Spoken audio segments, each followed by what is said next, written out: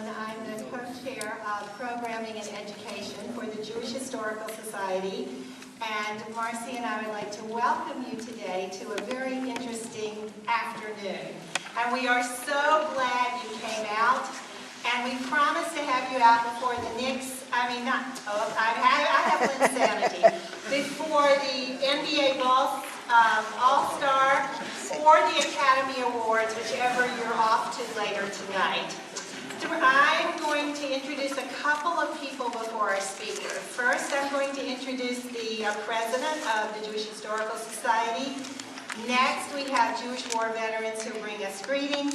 And finally, I'm going to introduce our speaker. So it's my pleasure to introduce the president of the Jewish Historical Society of Fairfield County, Ava Weller.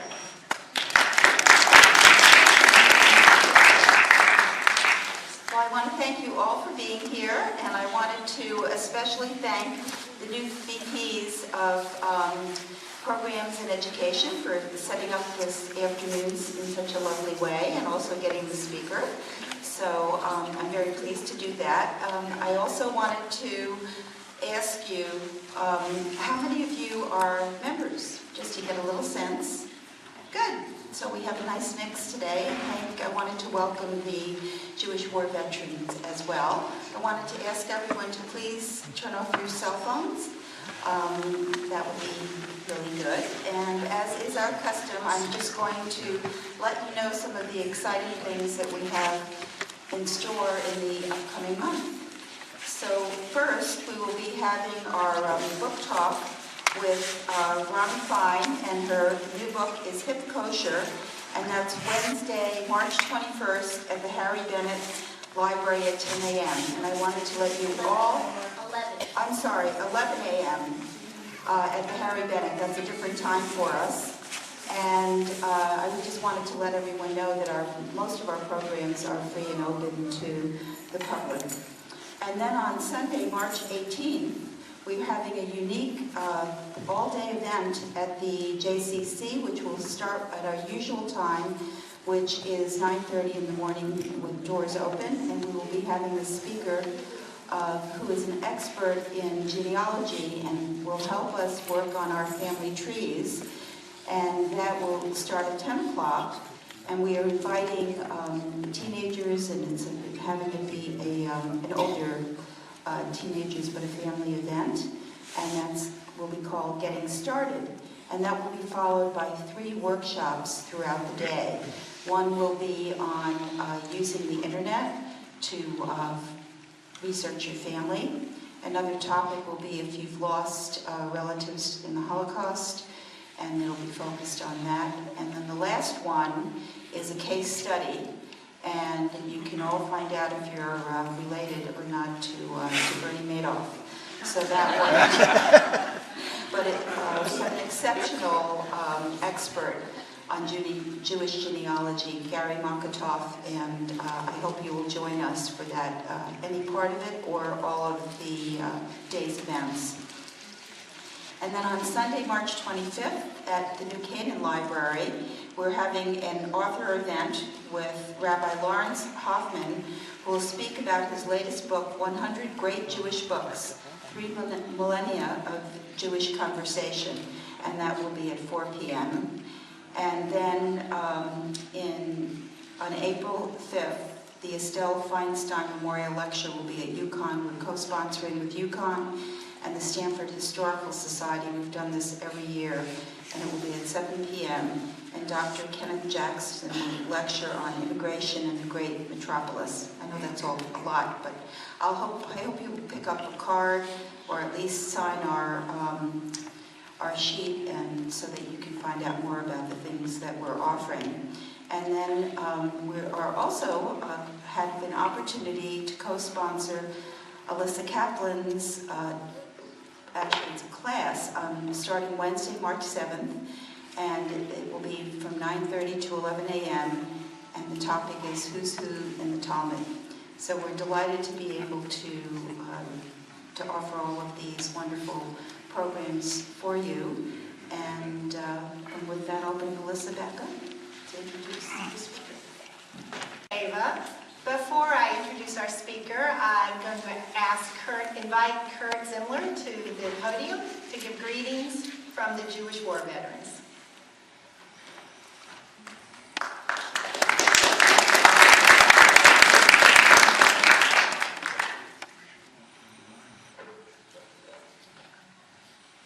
I see we have a number of our members from both the Stamford and Norwalk posts in the audience here. And guys, I want to thank you for coming down at last-minute invitation that I sent out.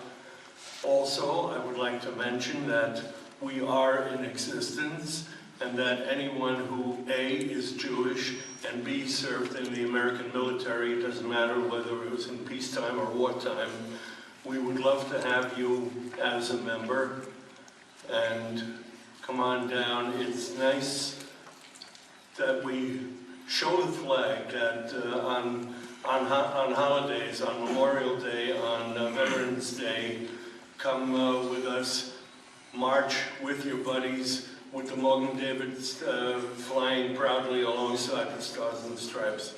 So thank you very much, everybody, for coming down, and I'm looking forward to hearing the Colonel. Thank you.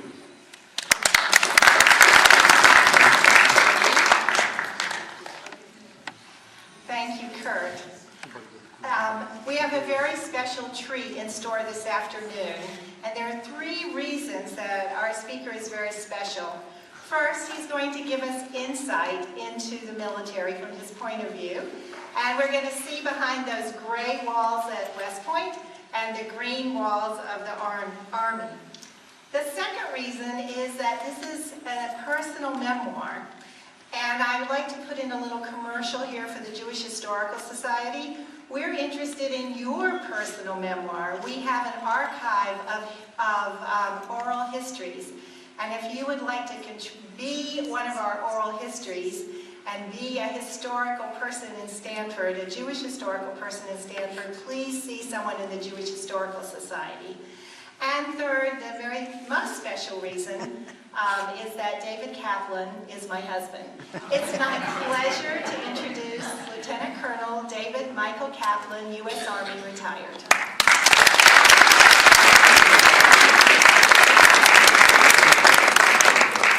Well, thank you. Thank you, Lisa, Ava, Kurt, and a warm welcome to all of you. I'm absolutely thrilled by this turnout, and I have to say I was deeply honored when asked to give this presentation. I'd like to know a little bit more about the makeup of the audience, so let me ask those of you who are our war heroes, Afghanistan, Iraq, Vietnam, Korea, World War II, please stand up.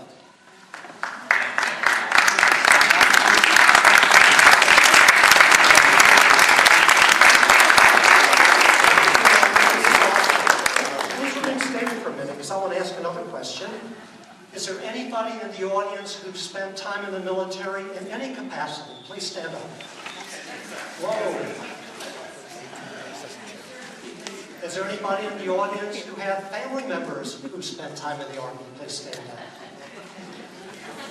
Okay. Wow. Well, thank you very much. Please sit down. I have to tell you, I truly feel right at home.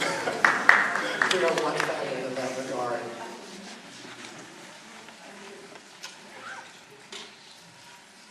Yes, so this is the question. I can't tell you how many times I've been asked it. You know when it started? When I applied for admission to West Point. You know when it ended? When I retired from the military. And by the end of my career, I had a pretty firm idea what the answer was. And I'd like to share that with you today. But before I do, I need to set the stage.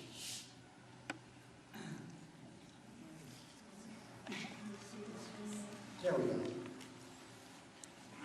I want you to understand that I am a person of deeply held values, both Jewish values and American values. From an early age, on my Jewish side, my foundation was the values of God, Torah, and Israel. And even before I got to West Point, my American values were rooted in love of country, and then expanded, as the motto says here, duty, honor, country. It really did resonate with me. The question is, how do those two coexist? Well, stay tuned because we're going to find out. I grew up in Hendersonville, North Carolina. Anybody in the audience familiar with that small town? Oh yeah. I have to tell you, we've lived all over the world, but you play Jewish geography, there's always somebody who's either been there, knows there, or who has a summer home there. As you can see, it's nestled in the Blue Ridge Mountains in the western part of the state. It was and is a summer resort, much like the Catskills, and the stopping point between New York and Florida. My father used to call it God's country, and I have to agree. The foundation for my life in the military was built here during the first 18 years of my life. And there are 4 pillars to that foundation, which I'd like to discuss in more detail as we go along. First, Jewish life was absolutely central. I remember my mother lighting candles, my father reciting Kiddush. But unlike a lot of other Jewish kids, I remember my father on the bima leading services, and my mother in the social hall welcoming every new person and visitor to town. And no, in answer to your question, my father was not the rabbi. He was the self-declared and much beloved lay leader and president of the congregation from the day he married my mother in 1945 until his death in 2008. My mother was in every way the first lady of the Jewish community. Second, and I know I share this with a lot of you, I was surrounded by a loving family, and it was very important to me. I grew up in a world where the loving extended family was all within walking distance. It included European immigrants, my Alta Baba, who seemed ancient, I'm sure, but in retrospect probably wasn't a whole lot older than I am. That's okay. My grandparents, uncles, aunts, cousins, they all lived close by. I was surrounded by many close family friends whom I called aunt or uncle, as was the Southern custom.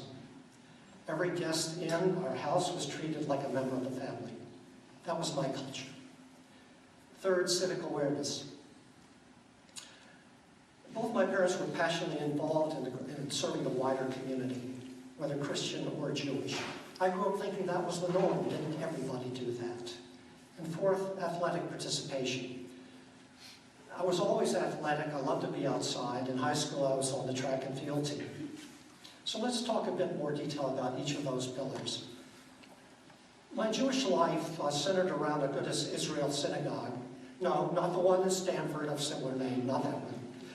My local Jewish community was settled by turn of the 20th century Eastern European immigrants, mainly merchants. The synagogue pictured on the right dates from 1925, and the picture showcases the newly constructed expanded floor plan and the brick facade. When I was growing up in the 50s and 60s, the congregation consisted of 35 to 40 Jewish families. As a historical society, you may be interested in the poster on the left.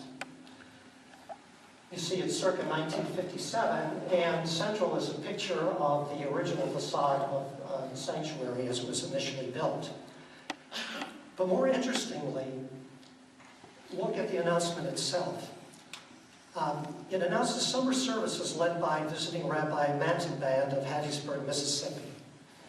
You see, in the summer, the Jewish community grew many-fold, well into the hundreds, as part-time residents and visitors were accommodated at summer homes and one of many local Jewish boarding houses. It truly was much like the Catskills, the southern version. Hendersonville was home to 3 major Jewish summer camps: Camp Blue Star, Camp Judea, and Camp Pinewood. Blue Star and Judea are still in operation. Let me ask the question again. Is there anybody in the audience who attended one of those camps? My niece and nephew did. Thank you. Children who did? People you know? Jewish geography. We all did. We had some association with these camps. Sadly, the boarding houses are all gone, but the camps remain. I have my own Camp Judea story that I'd like to relate to you. It sort of puts things in perspective for me, and I think it'll help you understand my attitude towards my military career as well. You see, one summer while I was a cadet at West Point, my younger sister Eileen was working in the office at Camp Judea as a volunteer. And she befriended a counselor named Elisa. Okay, you know where this story's going. One day, Eileen said to Elisa, "I've got a brother, and he's a cadet at West Point. He's going to be home for a few days, then he's got to get back to the academy. I'd like you to meet him." Well, I dutifully called Elisa and asked her out for a Sunday afternoon. That was a time when she could get away from her responsibilities. Elisa asked her Israeli head counselor for permission to leave camp. Couldn't shirk those duties. He mulled it over, very seriously, I understand. Then said to Lisa, "I don't know. If I give you permission, you'll fall in love, you'll marry him, and your mother will never forgive me." Now, why do I see these heads nodding in agreement? Well, she did. We did go out because, being resourceful, Lisa did convince the head counselor. She said, "Look, it's just a date, and we're going to a cookout at David's uncle's house. This is the family." Well, that clinched it. I didn't find out until some years later that the real reason that Lisa accepted my offer was the lure of the cookout, not a chance to meet a cadet. So the takeaway from this story is that I owe our 42-year marriage in equal measure to three things. One, the terrific Jewish environment in which I grew up. Two, my matchmaker sister. And third, my uncle's foresight in offering an antidote to camp cooking. It had nothing to do with the attraction of the uniform. Let's talk about civic awareness for a moment. I don't want to dwell on this. But my father ultimately became an icon in the community for civic leadership, civic action, not just the Jewish community. I've listed just a smattering of the activities that he either founded or led. Again, I grew up thinking this was the norm. Didn't every family do this? Isn't this what I was supposed to be growing up? And lastly, athletic participation. I attended Hendersonville High School. Of the 100 students in my senior class, 3 were Jewish. Freshman year, I met a teacher, newly arrived, to our school who provided lifelong inspiration. Rob Brown was a history teacher, but his passion was coaching track. When he arrived, we had no track team, very small school. But like in the movie Hoosiers, he recruited potential athletes and produced a state championship team in 2 years. I'm a pretty happy camper right here. That's on the way back from the state championship. I was well prepared because Coach Brown really drew out of me my max athletic abilities. He modeled the leadership and motivation that I tried to emulate as I progressed in my career. When it came time to think about college, I had 2 main interests: law and engineering. In addition, athletics was clearly important to me. My father, and much to the chagrin of my mother, suggested I go to West Point. Well, Vietnam was the major issue of the day, but since my family was patriotic and involved in so many local civic affairs, I decided to pursue it. So I turned down a 6-year combined engineering and law program at the University of Pennsylvania to go to West Point. In a minute, we'll hear how the Jewish context unfolds as I continue the story. I arrived at West Point in July 1965 for Beast Barracks. That's West Point's euphemism for basic training. Yeah, with a kick. As part of the entering class, I took this oath. I, David Kaplan, do solemnly swear that I will support the Constitution of the United States and bear true allegiance to the national government, that I will maintain and defend the sovereignty of the United States, paramount to any and all allegiance, sovereignty, or fealty I may owe to any state or country whatsoever, and on and on. Quite some serious business for an 18-year-old to take on, but I did take it very seriously, as did the rest of the 1,000-member entering class.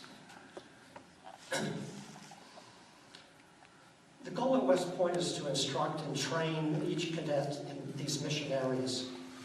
in order to develop the essential qualities and attributes necessary for a career of leadership in the Army.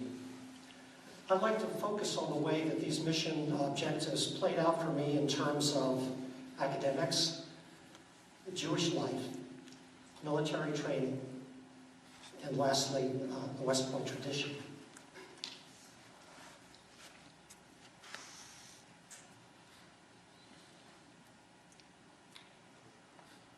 First, academics.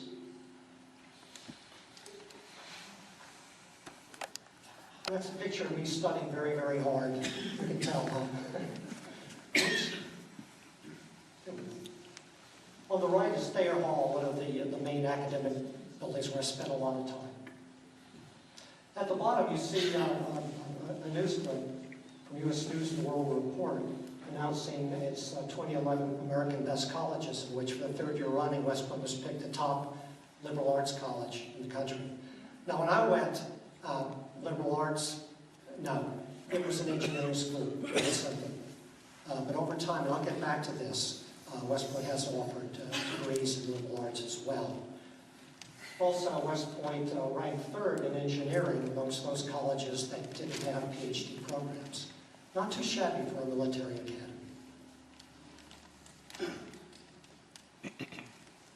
Jewish life. Religious practice was part of the normal West Point routine for all cadets. At that time, chapel attendance was mandatory. The non-denominational cadet chapel in the upper left was dedicated in 1910 and open to anyone. The Catholic Church was built on funds raised by the Catholics to build a chapel, and was completed in 1899 and enlarged in 1959. When I was a cadet, there was no Jewish chapel. We used the old cadet chapel, which had been moved board by board from the cadet area to the cemetery, and we marched down there for every service. In 1984, long after I left West Point, the new Jewish chapel opened after a 20-year fundraising effort by the West Point Jewish Chapel Fund. One of the major donors was Samuel Rothman. Have any of you visited the chapel at West Point? Yeah. It is a wonderful thing to do. I highly recommend you take the tour. Now, Jewish life at West Point. I never experienced any overt anti-Semitism when I was there, and I say that honestly. But let me tell you two short stories that will put things in perspective. I had 3 roommates my plebe year, freshman year. There was Matt Erickson, a Catholic, bright, tall, military-bearing, albeit a bit older. You see, he had been kicked out of seminary the year prior. Has not suited the model of the expected attributes of faith. And then Chris Franzen, a devout Mormon from Utah, had spent his entire life there. George Foden, upright Protestant, son of an army general, the stereotype of what you'd expect. You couldn't think of a more heterogeneous group of people if you tried. And I have vivid memories of phenomenal midnight discussions, each of us in our bunk beds, exhausted from the day and supposed to be asleep, but totally intoxicated by each other's breadth of divergent experience, juxtaposed to our now common and unified goal, survival, to get through plebe year. A lesson I learned early on: strip away the external trappings of attire and other indications of social, economic, or other class distinction, and replace it with common goals and objectives. And we easily and with little thought or pretense accepted each other as we were. Now, I know I should be careful here, for as in any environment, there are exceptions to the rule. But for us, at that time, in that place, this was our reality. Then there's the story of Tom Calloway, another classmate. Over the 4 years at the academy, we got to be very good friends. Senior year, Tom somewhat sheepishly approached me and said, "Dave, something's been really worrying me, and I have to tell you something. I'm really embarrassed, and I know it makes no sense, but I'd never seen a Jew before. And when I met you plebe year, my initial impulse was to look for your horns." I see a lot of you nodding. You know, we all grow up in our environments. We take a lot for granted. But there's a lot that we don't know. I think, however, that we were a very self-selecting group whose focus on the common goals and objectives were played out on a level field.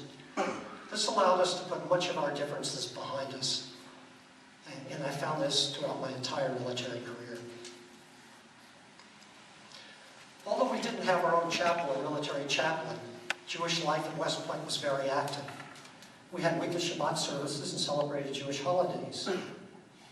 Kurt, I have to tell you, tremendous gratitude to the Jewish war veterans. They were an important piece.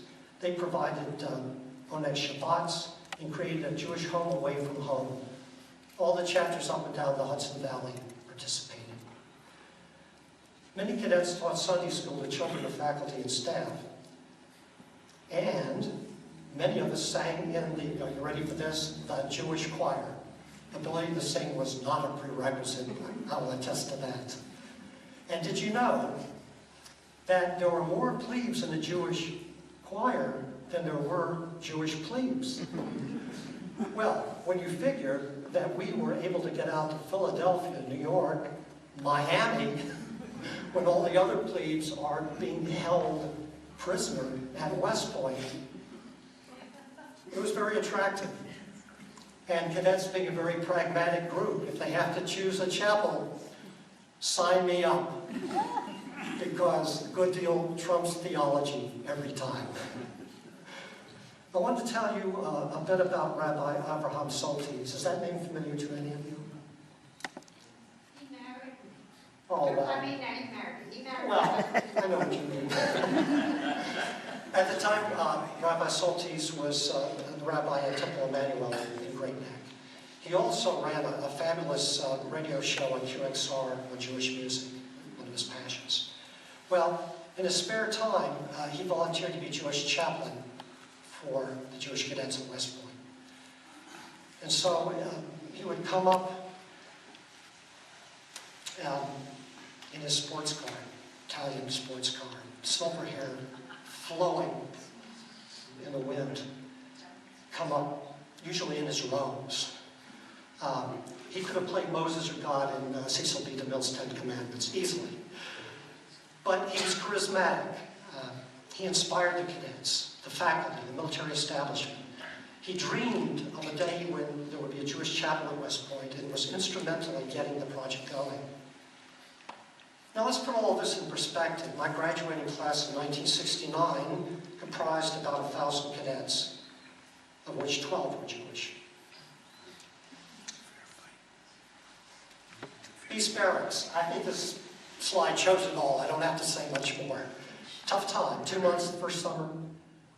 High dropout rate. But I got to tell you, the Jewish cadets, we held our own. We did just fine. One of the most moving traditions is the tradition of the long gray line. Every cadet is part of this continuum. It's interesting to note that there is a long gray Jewish line.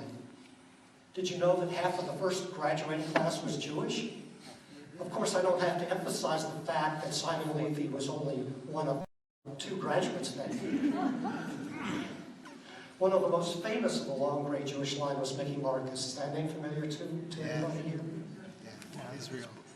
Yeah, Mickey Marcus was a distinguished World War II veteran who in early 1947 was asked by Ben-Gurion to be military advisor to Israel. He designed the command structure and tactics used by the Haganah and wrote the manual to train it. Ben-Gurion named him general. Another little-known fact, Marcus was the first general in the army of Israel since Judah Maccabee. A long, dry spell. Sadly, a few hours before the ceasefire, he was tragically and mistakenly shot by an Israeli border guard. You can visit his grave at West Point, and if you've seen the movie Cast a Giant Shadow, that tells his story. And right there I am receiving my diploma at graduation. In sum, over 800 Jewish cadets have graduated since 1802. In this picture, you see my cadet full dress hat and my saber, 2 symbols in my heritage of the long gray line. And I want to tell you a personal story about another symbol, one that's very fresh in my memory. Quite recently, I received a call from the West Point Association of Graduates to say that someone had found my class ring and was it okay to give them my contact information? Sure. Well, you need to understand that that ring disappeared in the West Point gym locker room in 1976. It's been a while. That's during the time when I had returned to West Point to teach. At the time, I had no idea. Perhaps it had fallen out of the locker and rolled somewhere hidden. Who knows? I couldn't find it. Eventually, I put it out of mind.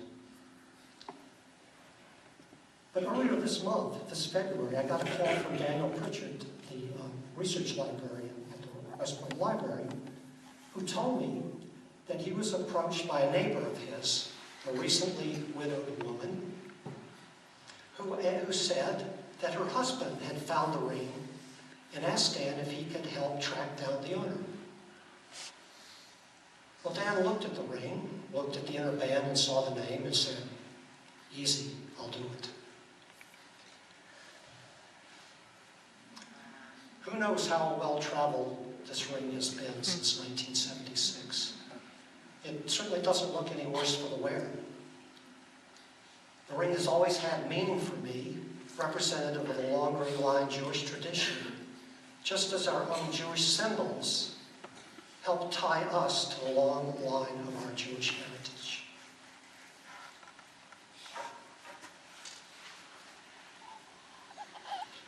The long gray line isn't the only military tradition I have followed. My father served in the Army Air Corps during World War II.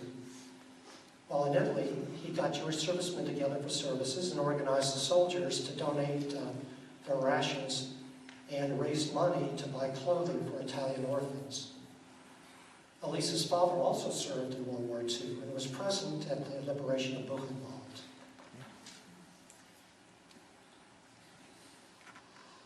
After graduating from West Point and commissioned as a second lieutenant in the Army Signal Corps, I served in many different capacities in many different places. Elisa once added up all our moves. Would you believe 14 in a little over 21 years? Now, of course, that includes interim schools and short-term assignments, but a move's a move. We covered a lot of territory. My first assignment was in Fort Carson, Colorado, followed by a year in Vietnam. On return, I attended an extended Army communication school in Fort Gordon, Georgia, then graduate school in literature at the University of North Carolina, and then back to West Point to teach. Next came an assignment to Germany, then back to the U.S. for Command and General Staff College, followed by assignments in Fort Monmouth, New Jersey, and then the Pentagon in Washington, D.C. area, where I retired. Through it all, I found one overriding principle in my personal and professional life. It's listed here. It's possible to have a Jewish experience anywhere. And that experience covers the gamut. Here's our wedding photo in Valdosta, Georgia, Lisa's hometown. And you see I'm in my full dress uniform. I was kind of proud of that. Cadets teaching Sunday school. A 3-year-old son in the back, barely able to get over the table. Gathering of Jewish friends at a little social affair in the neighborhood of their farm village house outside of Ramstein, Germany. Well, here's blackmail material for our kids. Getting ready for Purim for Leavenworth, Kansas, with a Western motif. And of course, the requisite bar and bat mitzvah in Germany. We had a lot of support. The Jewish war veterans, the Jewish Welfare Board provided all sorts of resources. And you can see it's dog-eared. It's been validated. You see the wine stains on the Haggadah. You know it was used. Other resource materials that were provided by the Army. And something I was really deeply honored. The Jewish war veterans, when I finished up my teaching at West Point, presented me with this Kiddush cup. It says, Captain David Kaplan, June 1978, JWV, from Kurt, the JWV has been with us everywhere. From there, I went to Vietnam, and I want to spend a bit of time. I'm sorry, I got things a little out of kilter here. Let's see if I can go back.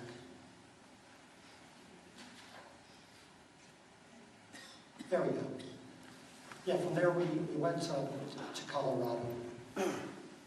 See if you can picture this. I had 4 years of tough academic life combined with military training at West Point. Okay, that's good, you know that. Oh boy, we get to Colorado. I'm thinking the John Denver song, Rocky Mountain High. It wasn't that way.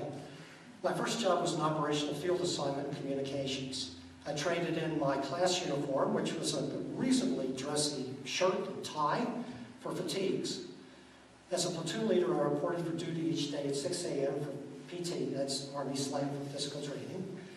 As Elisa was quick to remind me, that's pretty tough for newlyweds. An example of the systems I was responsible for is on the left. On the right, I'm presenting a medal to one of my soldiers for outstanding performance. We had a rich Jewish life in Colorado.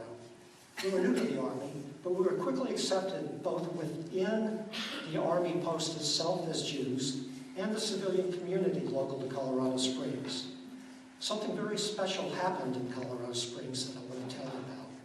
It's the story of Gil and Ann Suskin. Gil was a retired colonel, and perhaps because of that, took special pride in mentoring us along. We were young, rather naive. One Shabbat, we were invited to a lavish dinner at their home, filled with interesting people and great food. We had a wonderful time. On the way out, we thanked them profusely and asked what we could do to reciprocate. With no hesitation at all, they said together, just do this for other people. And we did. After 18 months in Colorado, I was sent to Vietnam for a year.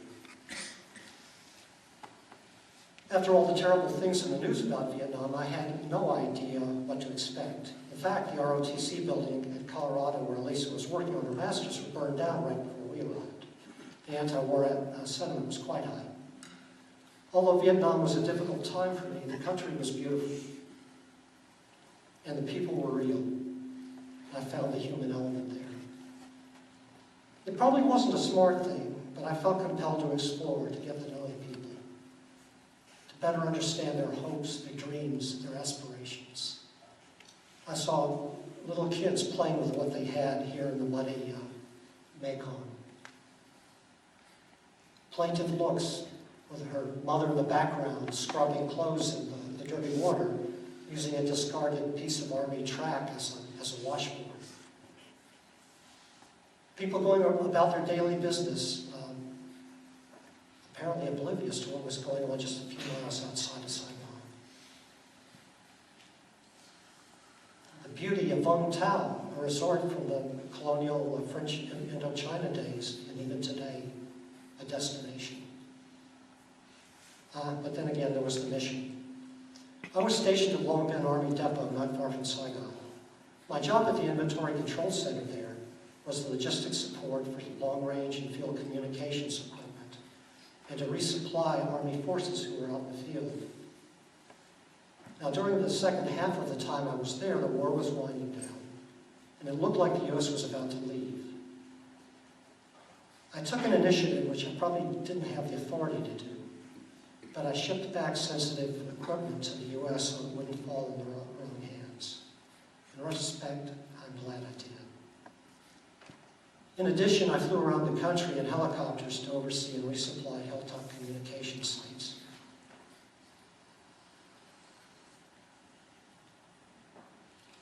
Just a few shots.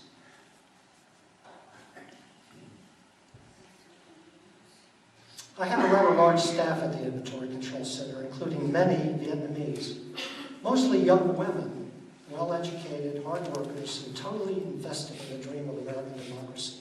You might ask, why not men? Well, the men were either in the Vietnamese army or sadly were no longer with us. Toward the end of my tour, when it was clear that the U.S. would disengage, I was able to find work sponsors for several of them back in the U.S. I often wonder what became of those who remained, perhaps identifiable as U.S. Army supporters with the capture of Saigon by the Vietnam People's Army in 1975. Of course, I'll never know. Toward the end of my tour of duty, the Vietnamese members of my staff gave me gifts to present to Lisa. The first was an entire bolt of silk, with the expectation that Lisa would sew or have sewn an áo dài. That's the striking Vietnamese national costume, consisting of a very tailored silk tunic, usually ankle length, worn over black pantaloons, much like the two women on your left are wearing. The second gift they gave me was this figurine. Since the Vietnamese naming convention is last name, first name, and backwards to us, you go by, they would call me Kaplan, because that's my name.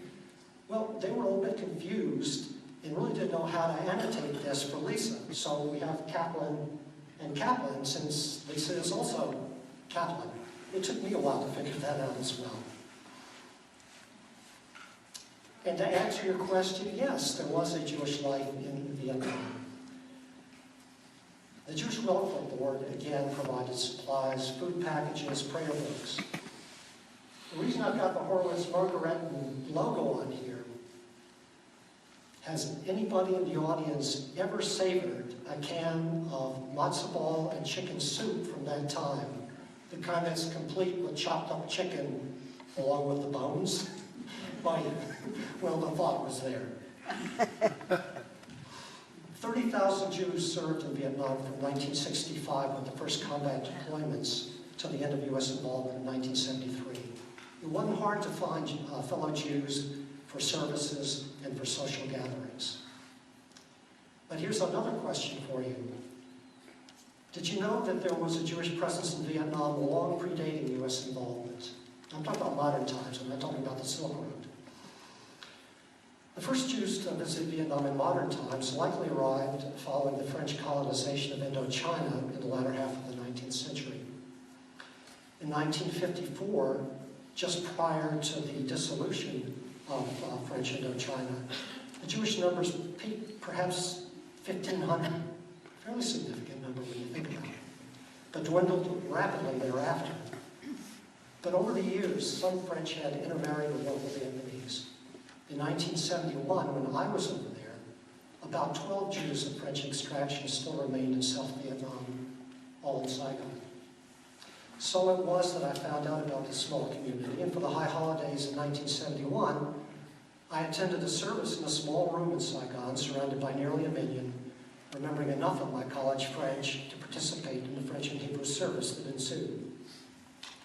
I wonder if any of that community remains. Toward the end of my tour of duty in Vietnam, I received a letter from the chairman of the English department inviting me to teach at West Point. Yes, I know what you were thinking. English lit at an engineering school and the military wanted that. Well, it didn't strike me as an oxymoron. I had been one of those students who was always questioning why, looking for the humanistic context, the moral, the ethical basis for actions and decisions. I suppose that had made an impression on some of my professors. And West Point likes to bring back a certain percentage of graduates as part of the faculty, just in terms of continuity. So after Vietnam, I was off to graduate school and then to West Point. I ended up teaching a newly formulated senior course in philosophy and ethics, presented through the lens of the great works of Western literature, which provided the case studies from which to address the fundamental questions of life. The reason for the course was the growing recognition with the Army's experience out of Vietnam that military decision-making and leadership cannot be based solely on expertise in the art of war. Quite the contrary, military decision-making must derive from an ethical and humanistic context consistent with our national precepts. It was an exciting time to be there. America's bicentennial, first women cadets entered West Point. Begin, Carter, and Sadat signed the Camp David Accords. From a Jewish perspective, our time there provided the opportunity to work with the Jewish cadets, help organize activities, including those wonderful getaways for the Jewish choir.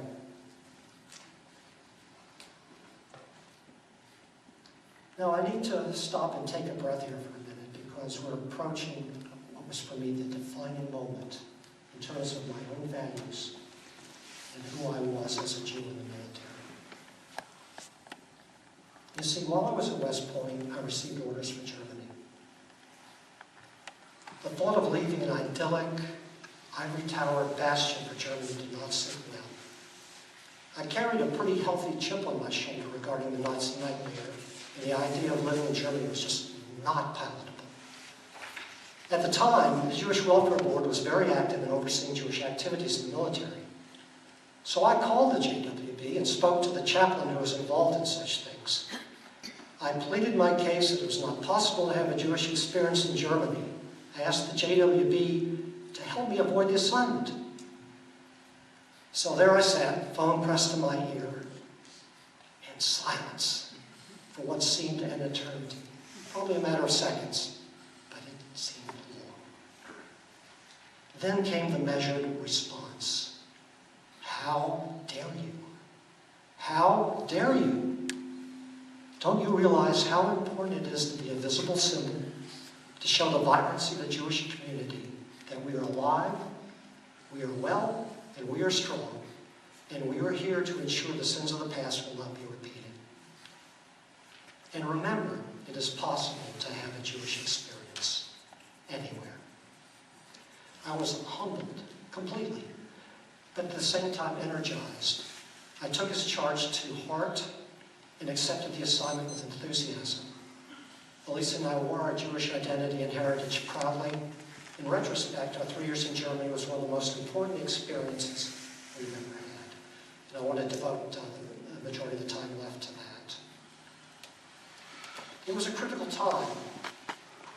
A lot of crises going on in the world. I've just listed a few here, but with the USSR invasion of Afghanistan, the threat to invade Poland, Israelis bombing the Iraqi nuclear reactor, a lot was going on.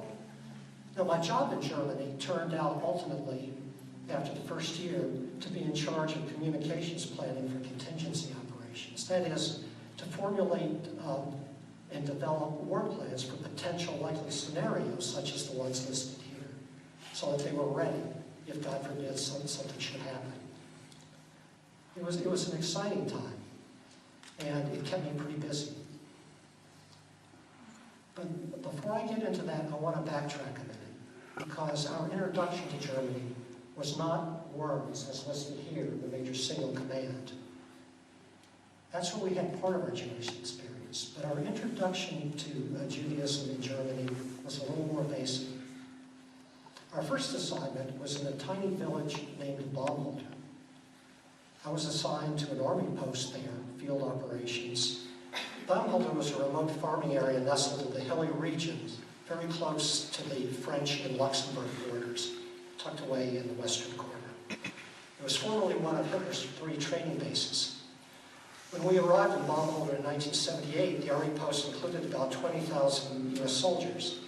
There was no local Jewish chaplain and no organized Jewish services or activities, but I felt sure there had to be a Jewish base there somewhere. And I wanted to take a leadership role and serve as a lay leader. I approached the ranking Protestant chaplain and expressed my desire to establish Jewish services and promote a sense of community. And with great enthusiasm, he provided meeting space, supplies, logistics, and moral support. He also helped me identify who the Jewish soldiers were. My own military leadership were equally supportive, allowing me to attend a training seminar in Berchtesgaden.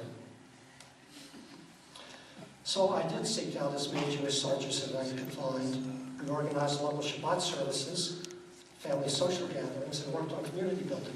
The result, however, was enormously meaningful to all involved. Now here's an interesting story that I could not possibly have related to before our trip over there.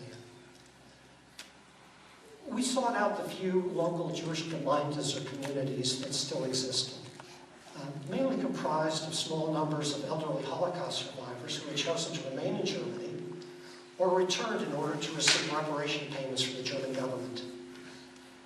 For the most part, these were Jews with few or no family connections. They were there to live out their days. We were informed of one such Gemeinde in nearby Kaiserslautern and brought our young children to services. We were overwhelmed with the response. We saw expressionless faces transformed with joy as the congregants pinched our children's cheeks, offered them gelt, and earnestly wanted to know our story. Our experience was an unexpected corollary to what the Jewish Welfare Board chaplain had charged me not so long before. Yes, here was validation for our fellow Jews. The children represented the future. We were alive and well, and our faith and practice would go on. Our life in Germany was a family affair, and here you see the family eagerly anticipating landing in Germany. Chaplain Laura with her friend Alex exploring a castle. Jeff playing softball in the housing area. And Lisa participating in my promotion to major at that time.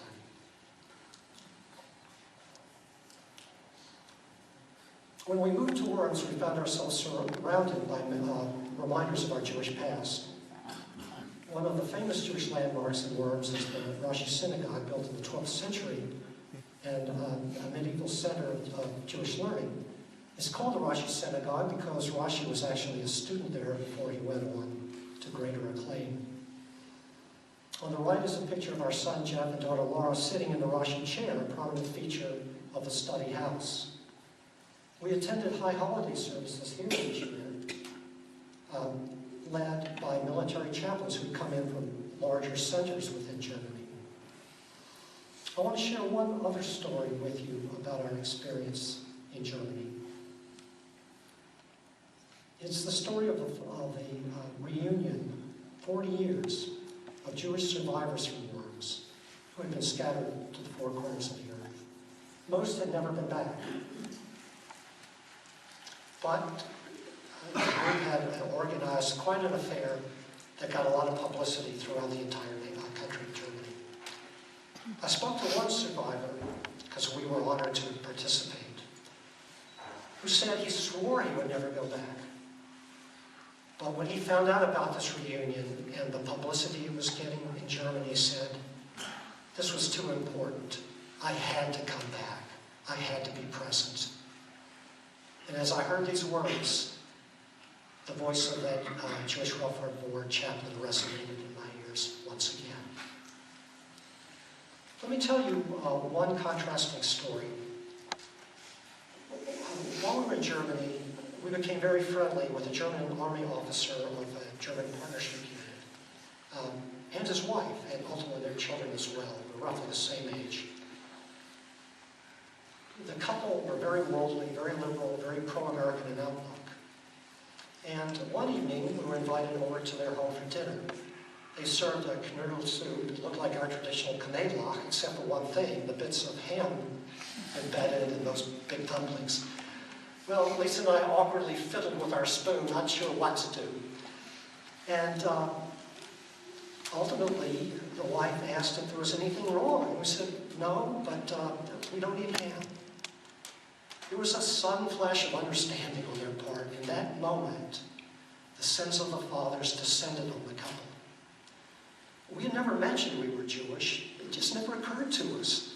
As I said, we wore our Jewish identity and heritage proudly, and our relationship with the couple was so natural and free of pretense, there was never any reason to bring it up. We thought they knew. Well, we did maintain that friendship for the remainder of our time in Germany.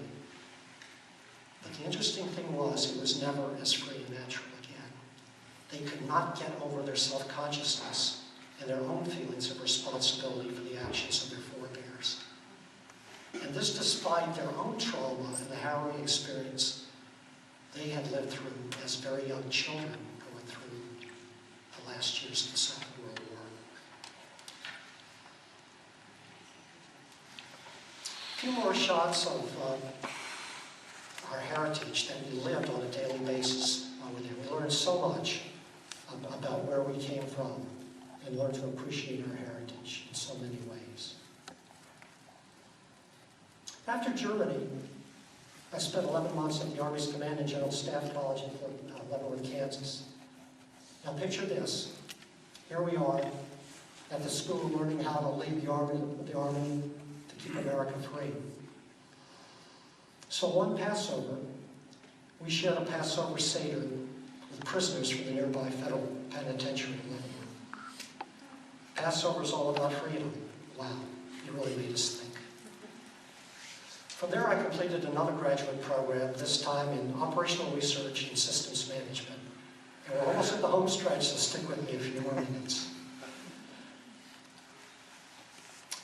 I was assigned to Fort Monmouth, New Jersey, the home of the U.S. Soil Corps at that time, for research and development. I entered the world of program and project management of communication system, and my first system was called the Position Location Reporting System, a schematic. Just went away, there it is, okay, on the left. At the time, it was state-of-the-art, and the main unit was the size of a Gazuntha backpack, but it allowed people to know where they were, and for unit commanders to know where all their people were. And of course, on the right is our modern equivalent. My, how times have changed. Now, since the system integration and prototyping of my system was performed by Hughes Aircraft Ground Systems in Florida, California, I spent a lot of time shuttling coast to coast. Here's another system I managed. This one for data communications amongst the services and our allies. Big system. It was a lot of fun and quite a challenge to develop. On the right, you see me overseeing the test and evaluation of the system. Our 6 years in New Jersey was a very different context from our Army Jewish experience. We joined and became very active in Temple Beit Torah, a conservative synagogue in Wanamasa, close to where we lived. We also got to know the local Syrian Jewish community in Deal. For the first time in our Army experience, the integration between military and civilian Jewish life was seamless. It was one and the same. Many of my co-workers at Fort Monmouth, both military and civilian, were congregants at Beit Torah. In the summer of 1988, I was assigned to the Pentagon, another change in focus. Here I got to manage the other end of my Fort Monmouth projects, coordinating budget and programming decisions, working with congressional staffers and the Armed Services Committees. These were some exciting times, very challenging work with interesting people. Here, as everywhere we were assigned, work was a family affair. In this photo, Jeff, Laura, and Elisa participate in my promotion to Lieutenant Colonel. Happy day. Of course, there were tense times as well. During Desert Storm, our attention in the Pentagon was focused on supporting the troops in Iraq, just as the nation was preoccupied with concerns over their sons and daughters. At the time, the Army was developing the GPS system that's become so central to each of our lives. But in 1990, development had just recently been completed and the system was undergoing final test and evaluation. It wasn't quite ready for prime time, and so enormous energy went into correcting problems and deploying it in support of the Gulf War. From the planning end, this occupied a great deal of my time. Washington was a wonderful place to be. We felt like personal tourists, and as well as tour guides to many of our out-of-town guests. In fact, Jeff was just entering high school, Laura was finishing middle school, and so we decided it was time to stay put. I submitted my papers and we settled into civilian life in 1991. I went on to a couple other really exciting careers where I was able to leverage what I learned, but that's a subject for another story, so we'll stop there. I hope that I've illustrated that a person of deeply held values, both Jewish and American, can have a rewarding, meaningful career in the military. I had no idea that the Army would be a positive, life-changing experience. It was an unlikely venue for this to happen. I felt a moral imperative to act on and be a role model for my values, and it was important every day to be a visible example of Judaism because of my internal moral imperative and through my external Jewish actions. The most important lesson I learned over 21 years is, you guessed it, you can be Jewish anywhere. And lastly, for you football fans out there, remember this.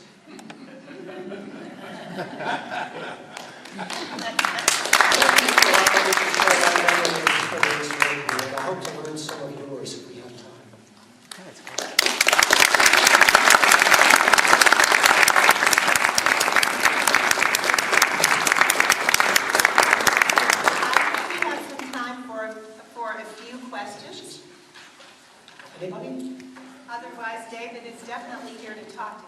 Okay. How come we haven't won in 20 years? Oh, so that's the one question I cannot answer. I opened myself up for that, didn't I? It's embarrassing to watch the game for years. 10 years. Repeat the question. You want to know why Army didn't win? Any other questions? Oh, please. Right, well, I'll ask a somewhat provocative question. Please.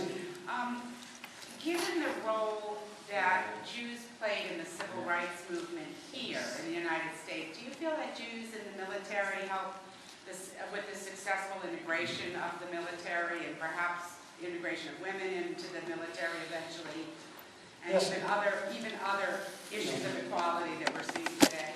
I do. But I think in an even more disproportionate way. I'll speak to someone earlier. I spent a lot of time doing the math because the data is not readily available.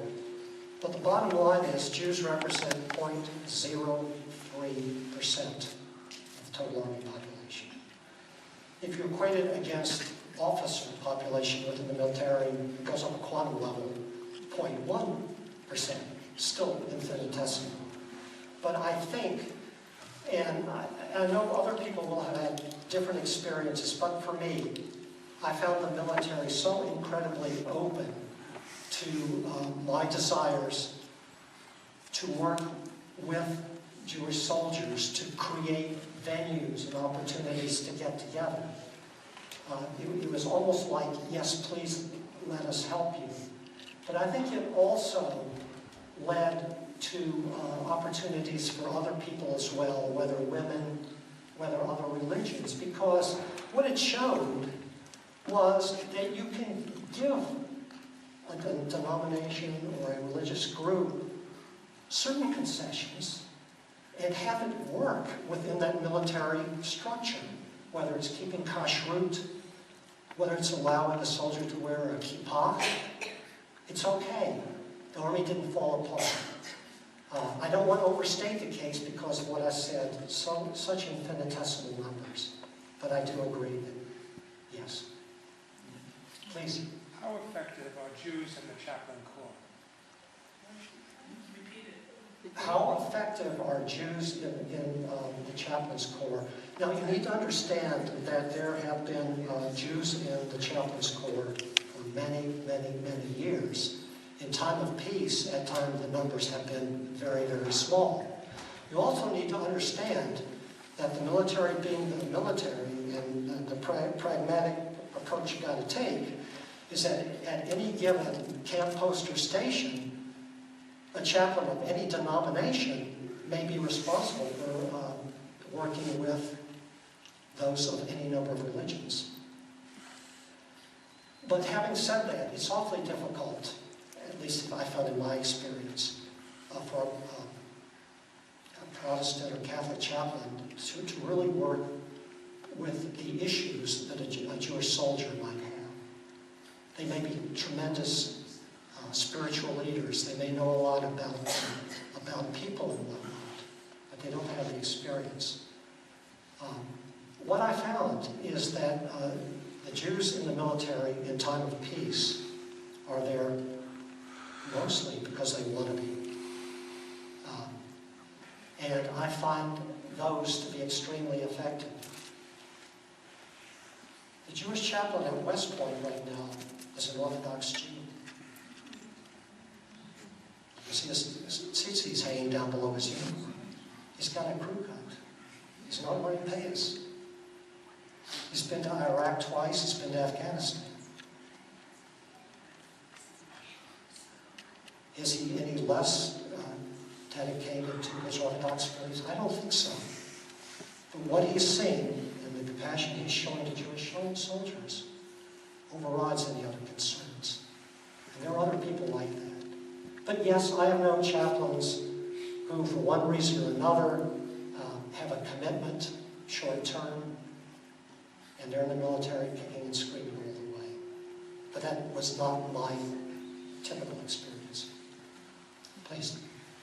Is there any, I don't even know quite how to phrase it, but what about the connection between a Jewish person's connection with Israel and being a member of the U.S. Army? Now that's an interesting question. and interesting to me because I have to stop and think about it. It never came up. In other words, in terms of allegiance, dedication, no. Maybe others in the audience have had some experience in that regard, but for me, that, and as a matter of fact, I want to tell you, from the Entebbe raid on, or even with the founding the State of Israel, most of the military in my day was in awe of the Israeli army. It was kind of like, wow. But in terms of divided allegiance on my part, never an issue. Never came up. Yeah, just to follow up on that, my brother was stationed on the aircraft carrier Independence when the Israeli, military accidentally or maybe on purpose hit a missile into one of our ships and sunk it. Yeah. I don't remember, I forgot the name of the ship. But when I spoke to my brother about that, how did he feel if Israel would be forced to go ahead and take action against Israel? And he says, I'm an American sailor. I'm an American sailor. That was the answer that he said. That's where his loyalty came first. As much as he loved Israel, as much as he loved the Jewish people. Well, thank you for adding that. I think that's a wonderful illustration. Although during the whole career I was at you were never exposed to anti-Semitism. But have you heard of any anti-Semitism on the side? Any comments of any sort that made you recognize that some of it may still be in the air somewhere? Yeah. Well, again, a very interesting question. And as I said earlier, I would be naive to think that the mores, the beliefs, the stereotypes, the prejudice of the American people at large were not represented to some degree in the military. All I can tell you, and this is quite honestly from my perspective, I never saw any of that. Lisa did. Again, maybe we were just lucky. We were never exposed. Do you think other branches in the service have the same kind of opportunities for Jews as the Army has for you? I don't know. I don't have the experience. I've been told by friends who did careers in the Navy, perhaps a generation earlier than mine, that there were some glass ceilings. But I have no experience to corroborate that. A couple of things. The ladies point over here by the window on the integration of the services. The Red Tails, the Tuskegee Airmen, certainly did a lot to help that effort. But the Navy, in their infinite wisdom, thought that blacks and Filipinos could only be minimal service people. But when the war came and they were fighting on a ship, all of a sudden these fellows really came through, and they realized they could man guns, they could do things, they could be an integral part of the effort. And of course, Harry Truman said, "Damn it, we're going to do it," and that was it. We were integrated. As far as the chaplains in the military, when I was in the service, and this was from 61 to 83. We didn't have more than 2-3 dozen chaplains in the whole Air Force. And so what they relied on were people like myself being lay leaders around. And the Jewish Welfare Board out of New York could not have been better in supporting us and making sure we had people. And then for the high holidays up in Alaska, they shipped a rabbi up from New York all the way to Fairbanks, Alaska, so we would have him for the high holidays. Well, thank you for adding that story, because yeah, that was my experience as well. The Jewish Welfare Board, I think, was the single most important factor in ensuring a vibrant Jewish environment in the Army, and now I'm hearing not just in the Army. One last question. Yeah, in all your years in the military, were you ever queried as to why Jews don't join the military, especially in your army? No, I haven't, but I have a theory about that. It's because most of us had a Jewish mother back home saying, "Son, are you ready to come home already?" Okay.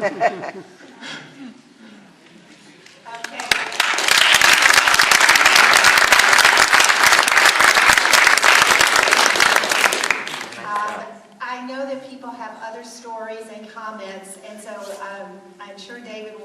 around because I'm going to be here cleaning up. But so there'll be plenty of time to talk, and I encourage you to do that. I have two quick announcements. You thought you were going to get out sooner, right? First, we have another Kaplan family. Must be something about the name, and I'd like them to go. Mitchell left, but if Dina and Mr. Kaplan could stand. And then that's not what I said. Dina's two sons, Mitchell and David, have founded a foundation for supporting veterans. And you can find out more about that from Dina. And a last commercial for our trip to Philly, which we hope you'll join us on. Thank you. I'm Marcy Schoenfeld. I'm also a Vice President in charge of Program and Education. I'd like to make a correction about the oral history. It's not a correction. It's not just Stanford. We now include all of Fairfield County. So if you have friends or relatives from other parts who you think would be a fascinating subject to having their story being told. So it's not just Stanford.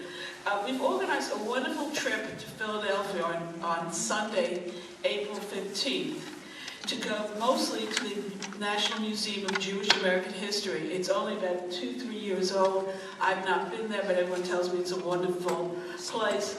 We're going to be leaving here at 8 o'clock in the morning, should come back about 8:30 at night. The cost is $60 a person, includes the bus transportation, admission to not just the museum, but we're also going to Congregation Mikveh Israel, which is the oldest Sephardic temple in Philadelphia. We will also have 2 hours so you can walk around, eat lunch, go to the Independence Mall area, and then we're going to leave, and we're going to have it includes also a box lunch on the bus ride home. If you don't have the information, I have some more of our yellow cards here. We would love to have you join us. Thank you.